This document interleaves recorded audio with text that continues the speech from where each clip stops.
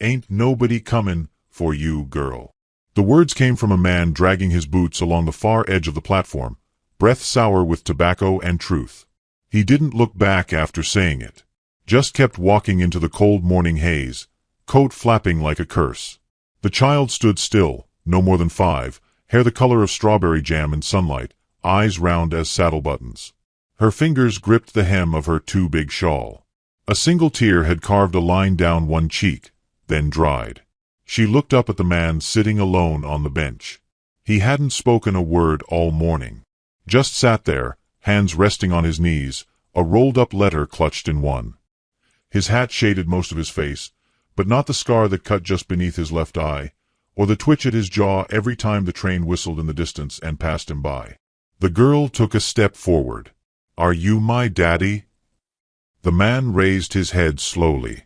He blinked, as if the word struck him somewhere soft, somewhere he thought long gone.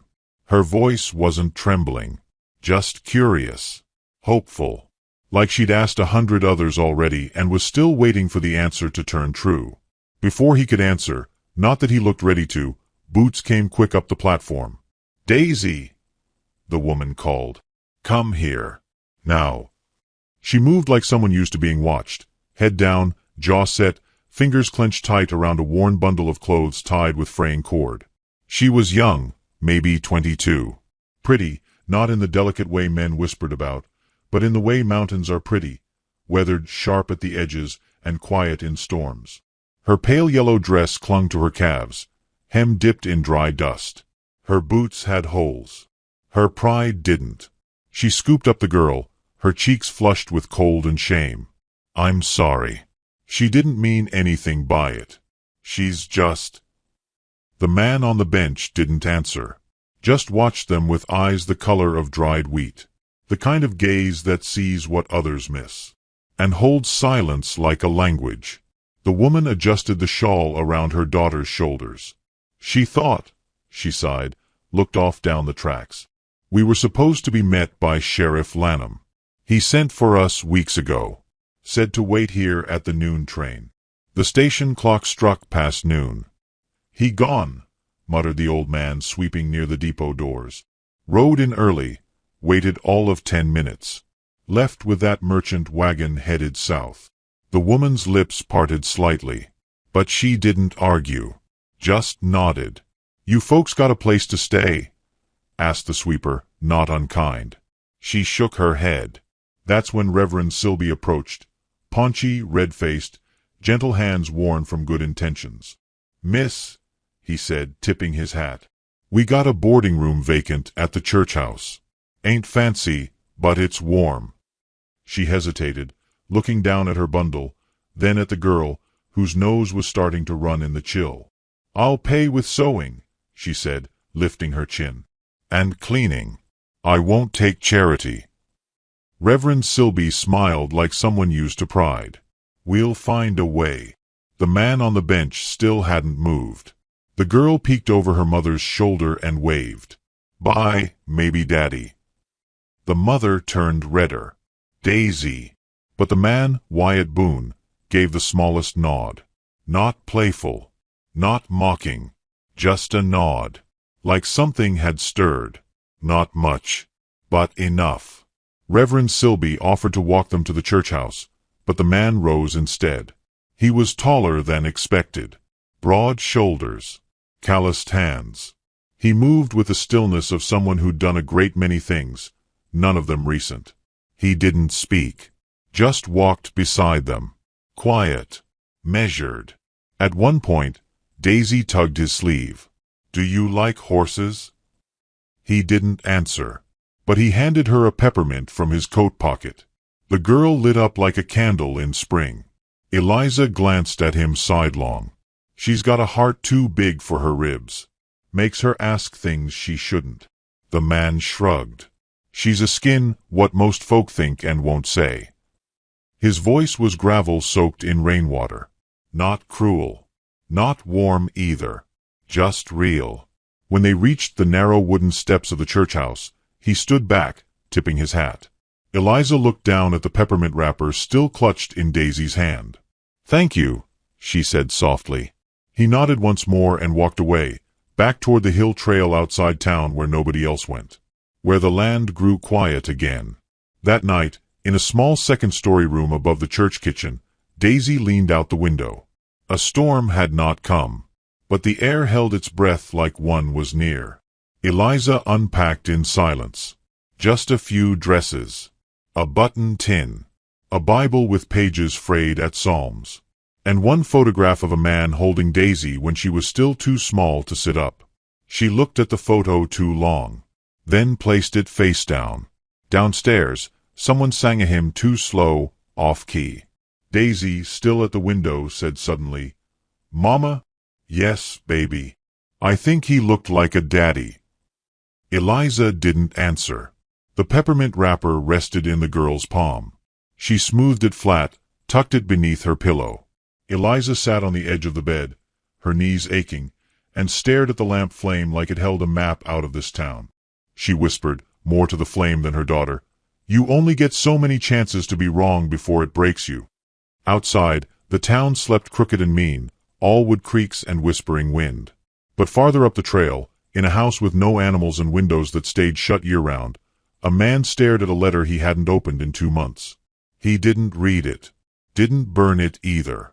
Instead, he lit the fire for the first time in days, and watched it glow like something was coming. Not a storm. Not quite a future. Just something. Something shaped like a girl too bold, and a woman who walked like she didn't need saving. He looked out the window once, toward the direction of the church, then turned back to the fire, because he remembered the way the girl's voice hadn't trembled when she asked, and how her mother's hadn't trembled either, just cracked, like something beautiful underneath a stone. He hadn't meant to say yes, but he hadn't said no either. It took exactly 3 mornings for Daisy to find the trail that led to him. The town had told her not to. The grown-ups warned with soft voices and firmer hands. But children don't fear silence, they step into it. And that hill, where the grass bent eastward and no windows showed a candle, pulled her like a whisper. She knocked only once, then opened the door herself. Wyatt Boone was at the stove, back turned, sleeves rolled, pan sizzling. He didn't startle, didn't scold. He just looked over his shoulder, and for a moment, he said nothing. "Hungry," Daisy said, rocking on her heels. Her shawl was inside out. One boot was on the wrong foot. Her face was as serious as Sunday. He turned back to the stove and cracked another egg. She sat at the edge of the bench like it might tip her off. Her eyes took in everything: the dust, the shovel propped by the hearth, the broken clock stuck at 4:12, and the cracked photograph frame turned face down on the mantel. "Don't you got school?" he asked without turning. "Mama said I'm too little yet. And Reverend Silby's teachin' other boys their letters. I already know mine." He slid the egg onto a plate and handed her the fork. No napkin. No grace. Just food. She wolfed it down like she'd forgotten what warm tasted like. He poured water from a tin pitcher and set it beside her. "You ever get tired of talkin'?" She grinned. "Mama says no one's mouth is as busy as mine." Wyatt sat opposite her, cup of coffee steaming between his hands. The window light caught the side of his face, the scar beneath his eye, the sunburned skin that never quite healed right. He looked like he'd been built for hardship, but not conversation. "You supposed to be here?" he asked. "Nope," she said brightly. He grunted. Not quite a laugh, but close. They sat in silence long enough for the pan to cool. Then the door creaked again. Eliza stood there, breathless, fists clenched around her skirt like she was trying not to shake. "She wandered," she said. "I was washing and turned my back. I'm sorry." Wyatt stood. "Wasn't no trouble," he said, voice low. Eliza looked past him, at the plate, the cup, the way Daisy kicked her heels against the bench like she'd found her second home. "I don't want her being a burden." "She's not." Eliza stepped in, scooped Daisy into her arms. Her dress still smelled of wood smoke and soap. Her eyes met Wyatt's just for a moment. "Thank you," she whispered. "But please, don't be kind unless you mean to stay." She left without waiting for a reply. That night, Wyatt found the drawing. It was left at the base of his porch post, fluttering like a leaf. A lopsided house with 3 stick figures. One small, arms raised. One with long hair. One tall with a cowboy hat. He didn't smile. But he didn't throw it away either. Eliza kept her head down at the boarding house, working late with needle and thread. Mending trousers for the Reverend. Stitching sleeves tighter for the preacher's wife. All while Daisy slept curled beside her on the cot like a kitten too small for the world. She heard the gossip every time she stepped outside. Whispers sharpened behind fans, heads tilted just enough to glance but not enough to care. Too young to be a widow. Mail order mistake, poor thing. Already looking for a second? She swallowed it like vinegar. They didn't know about the barn fire. About the second man who offered shelter with a condition. About the way Daisy clung to her skirt while she packed what little hadn't been claimed by the flames. They didn't know she didn't come west looking for a husband. Just safety. A door that closed. A bed that didn't catch splinters.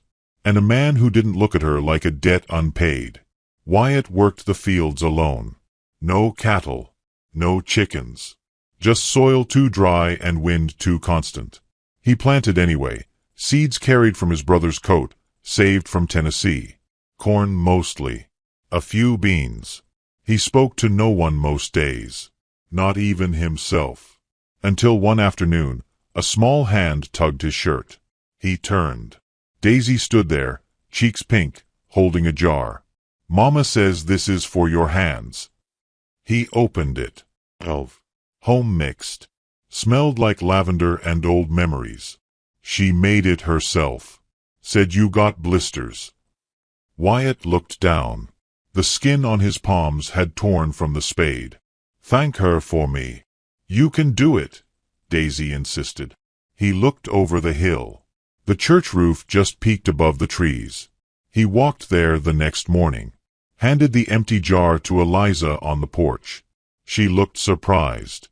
Grateful. Tired. "You plantin' alone?" she asked. He nodded. "That's brave." "It's foolish." She smiled. "Sometimes the difference is who watches." He didn't know how to answer that. But he stayed a while. They didn't talk much. Just sat with a tin cup of coffee between them and the sound of the wind threading through branches above. 1 week later, Daisy fell ill. It started with a cough. Then the fever bloomed. Eliza wrapped her in every blanket she had. Boiled water. Burned her last candle. The doctor said it wasn't dire yet. But close. Eliza didn't have the coin. That's when she walked to the saloon. She stood at the bar with her spine straight and her hands trembling. "Got any work?" The owner looked her over, spit in the sawdust. "A few floors need scrub bin." "That all you off, Erin?" She bit her tongue. Swallowed her shame. But before she could nod, a hand placed a silver coin on the counter. Wyatt. No words. Just the coin. And the look that told the bartender to think twice. Eliza turned. Her eyes were glassy. Not from tears. From being seen. She whispered, "Why?" He answered, "Because she asked if I liked horses." She laughed once. It caught in her throat. They walked back in silence. That night, Wyatt brought firewood. The next morning, he fixed their door hinge. And the next, he mended the fence behind the church. He never asked to come in. But he was always there, just when something leaned too far to stand on its own. One late afternoon, after Daisy's fever broke and color returned to her cheeks, Wyatt sat on the porch. She climbed into his lap, uninvited. He didn't stop her. She looked up at him. "You ever scared of the dark?" "No," he said. "I am sometimes," she whispered. He nodded. "It don't last." She looked at him long. "You don't talk much." "I used to." "What happened?" He thought for a long while. "Didn't help none." Daisy frowned. "Mama says it helps when it's true." He didn't argue. Eliza watched from the window. Saw her daughter curled in the arms of a man who hadn't asked to hold her but didn't let go. She saw her own heart softening in places she thought frostbitten. She didn't dare name the feeling. But it was blooming. Not with declarations. Not with flowers or promises. Just with presence. The kind that stayed. The wind picked up that night. Wyatt walked home with the girl's weight still ghosting in his arms. He entered his cabin, lit the lantern, and stared at the mantel. The face-down frame hadn't moved in a year. He picked it up. Stared at the photo, him and his brother, arms slung across shoulders, Tennessee fields behind them. Smiling like fools who believed nothing could fall apart. He set it upright. And left it that way. Outside, the night deepened.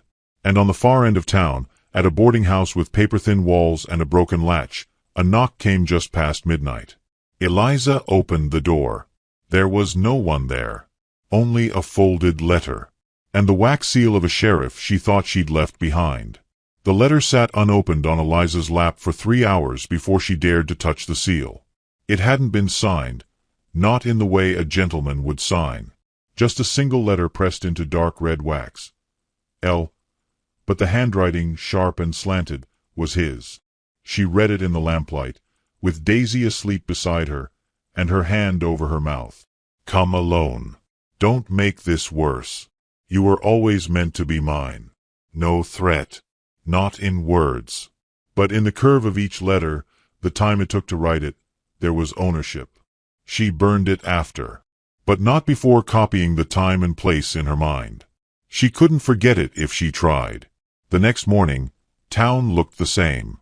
It always did after something awful. Sunlight over dust. Faces turned polite.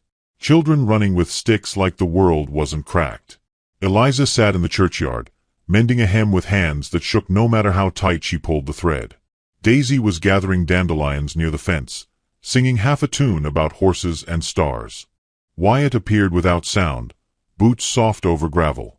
He carried a folded paper sack and placed it beside her, apples, dried meat, a new bar of soap. You didn't have to, she said, fingers still working the needle. He didn't answer. Just sat beside her on the low bench, watching the child as if afraid to blink. Sheriff Lanham, she said softly. He's the one who wrote.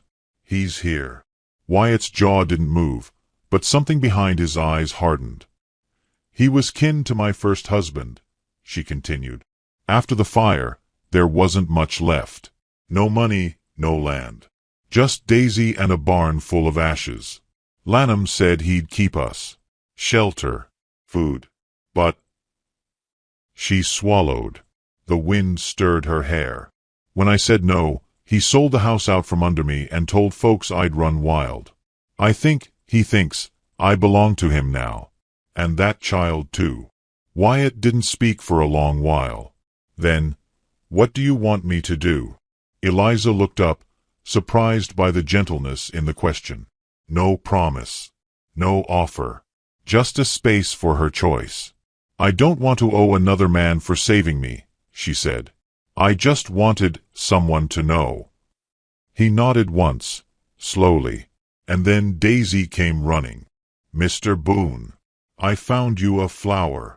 She thrust it into his hand, a weed, really, but bright yellow and full of intention. He held it carefully, like it might bruise. You ever get scared? She asked, climbing onto the bench without waiting for permission. Sometimes. I don't like when Mama cries, Daisy said.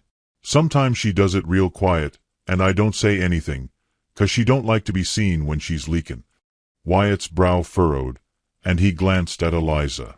I'm not supposed to ask this, Daisy whispered, turning to him, but Mama said sometimes folks need asking anyway. She leaned in close, lips brushing his ear.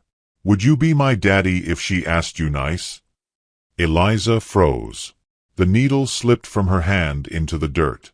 Wyatt turned to Daisy, who now looked afraid of what she'd said. He didn't speak. Just reached into his pocket, pulled out the old peppermint tin, and handed her one. She took it with both hands like a gift from a king. Then, quietly, She climbed down and went back to her dandelions. Eliza exhaled, as if her ribs had been holding their breath since the morning she'd stepped off that train. She asks things she shouldn't. Wyatt watched the child. She asks things most don't know how. That night, Eliza found herself outside his cabin. The path had called her feet without her knowing. The moon hung low, the wind chill sharp, but her shawl stayed wrapped, and her heart thudded like hooves on hardpan. He opened the door before she knocked. She stepped inside without asking. "I can't give her a father," she said quietly, facing the fire. "But she's already picked one." Wyatt leaned against the frame. "You don't owe me anything," he said. "I know. That's why I'm here." He lit the second lantern. The light caught the dust, the corners, the memory that had hung too long without breathing. She glanced at the photograph on the mantel. Two men, one clearly Wyatt, the other smiling wider, shoulders younger. "He was your brother?" "Ethan," he said. "Died in the war. Took my voice with him for a while." Eliza stepped closer. "I don't need a man with answers," she said. "I just need one who doesn't run." He looked at her fully then, and in the space between them, something shifted. Not love. Not yet. Just understanding. A week passed. Sheriff Lanham didn't show, but his shadow stretched longer each day. Eliza kept close to town. Wyatt, too. He began spending evenings on their porch, fixing what didn't need fixing. Nails, a creaky board, the alignment of the rocking chair. Daisy climbed into his lap like she'd always belonged there. Drew him in her pictures. Whispered stories into his shirt. Asked if he dreamed of horses and if ghosts liked cornbread. He didn't laugh. But he didn't leave. One evening, Eliza came out with a blanket. Laid it over his shoulders without speaking. Sat beside him and looked at the stars. "I still get scared," she whispered. He nodded. "But not the same way," she added. "No," he said. "Not the same." She turned to him, her face bare, moonlight catching the strands of loose hair. "I think she gave you back something," Eliza said. Wyatt stared straight ahead. She did. Eliza didn't ask what. She just leaned her head against his shoulder.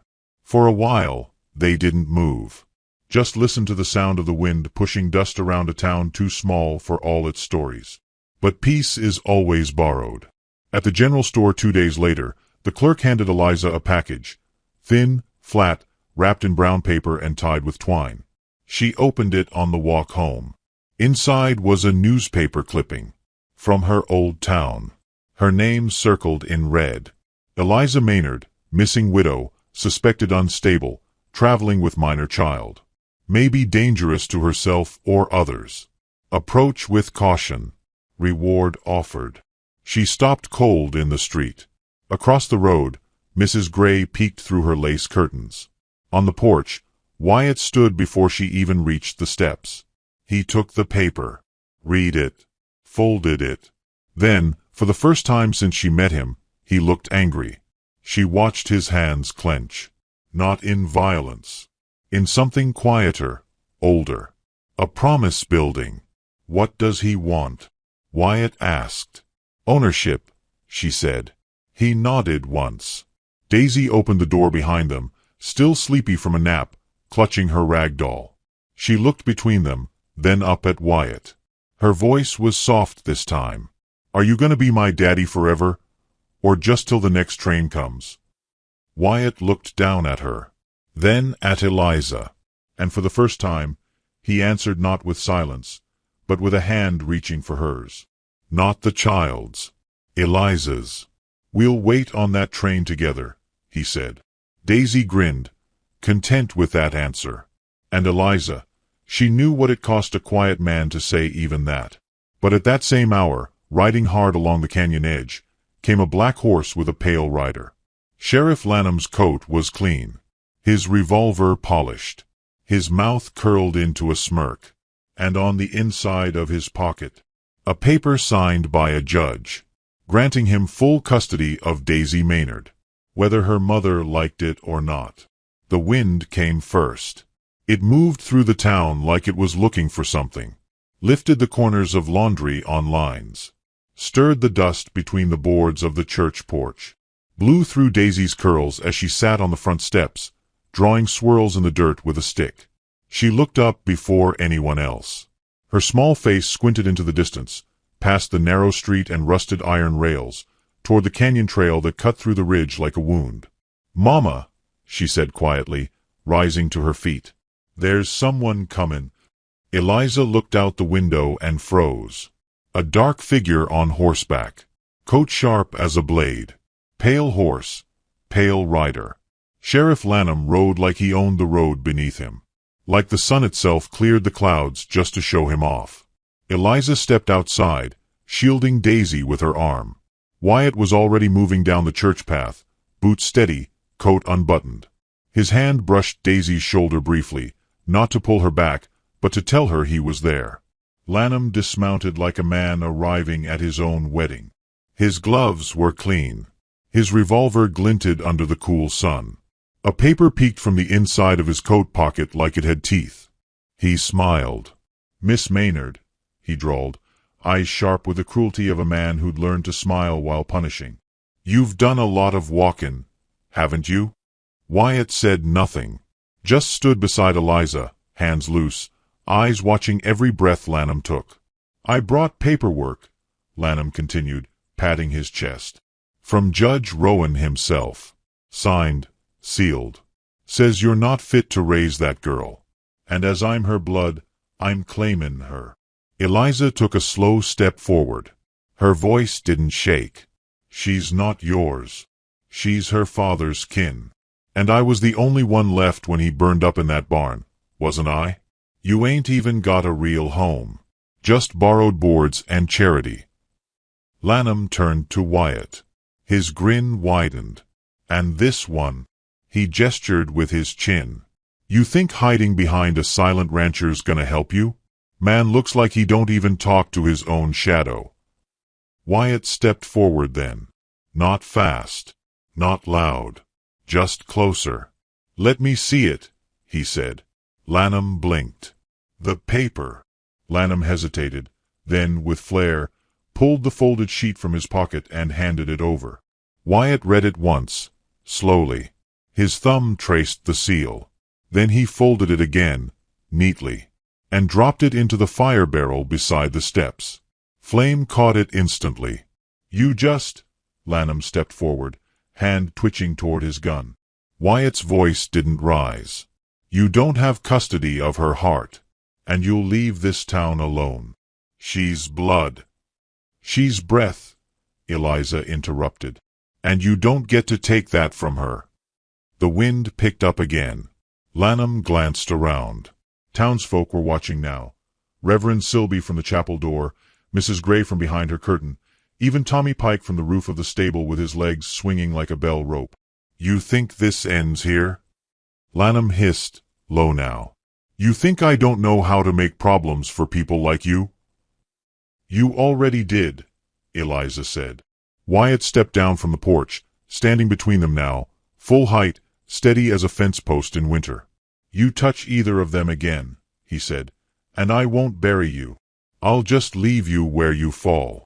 Lanham stared at him, unsure for the first time.